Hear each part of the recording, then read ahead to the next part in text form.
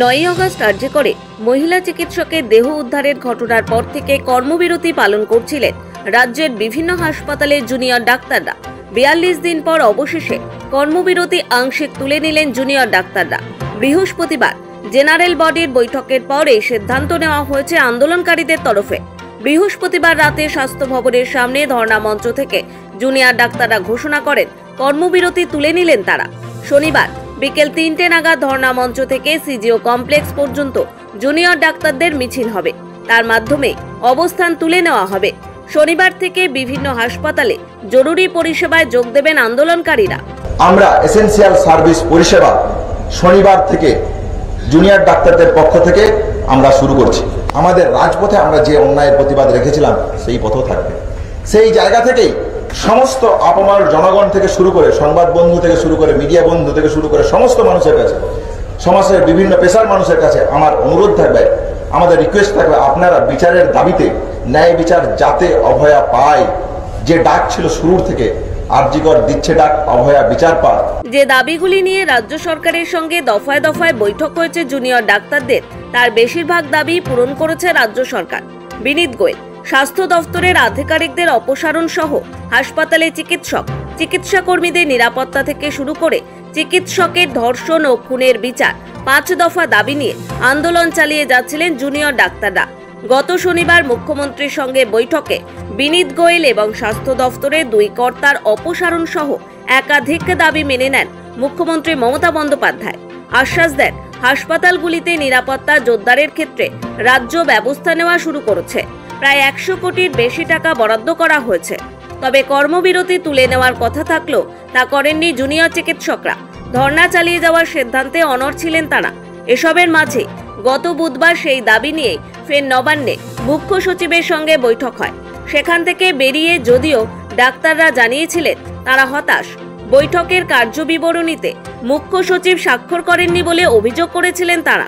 তারপর বৃহস্পতিবার দেখা যায় স্বাস্থ্য সচিব নারায়ণ স্বরূপ নিগমকে চিঠি দেন মুখ্য সচিব। হাসপাতালগুলির পরিকাঠামো এবং চিকিৎসক ও স্বাস্থ্যকর্মীদের নিরাপত্তা নিশ্চিত করতে একগুচ্ছ পদক্ষেপ করেছে রাজ্য সরকার। এরপরই কর্মবিরতি প্রত্যাহারের বিষয়ে ঐক্যমতে পৌঁছন আন্দোলনরত চিকিৎসকরা। তবে আন্দোলনকারীরা জানান ন্যায় বিচারের দাবিতে লড়াইও চলবে। শনিবার থেকে শুধুমাত্র জরুরি পরিষেবার কাজে যোগ দেবেন। আমরা দেখেছি যে সেখানে সন্দীপ ঘোষের অ্যারেস্ট হয়েছে, টালা থানার ওসিকে অ্যারেস্ট করা হয়েছে।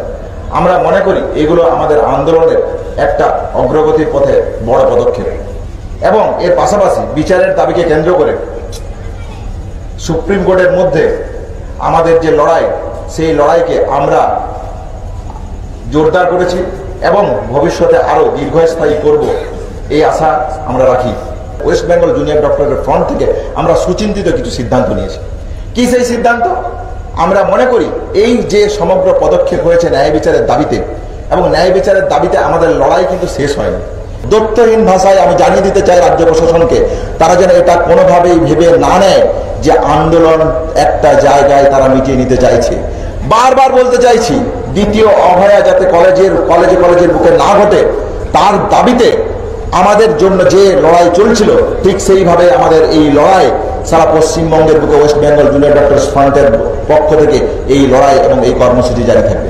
আমাদের এই ন্যায় বিচারের আন্দোলন এবং তার সাথে জনগণের যে আন্দোলন, তা কিন্তু এই জনগণের একটা দাবিকে ছিনিয়ে আনতে বাধ্য হয়েছে এবং এটা আমাদের আন্দোলনের একটা আংশিক জয়।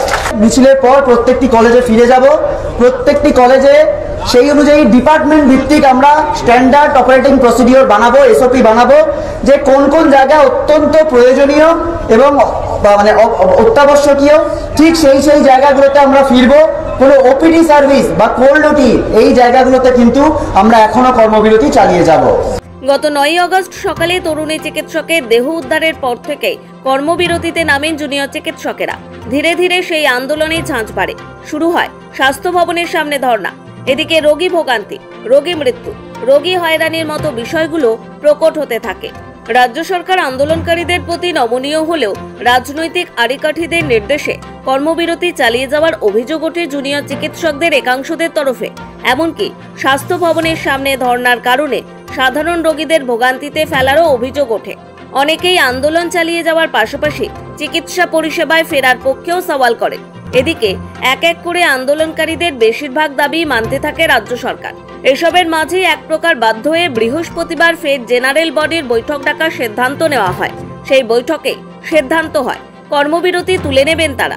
রাতে সাংবাদিক বৈঠকে সেটাই ঘোষণা করলেন জুনিয়র ডাক্তাররা। সৌভিক সান্যালের রিপোর্ট, সময়, কলকাতা।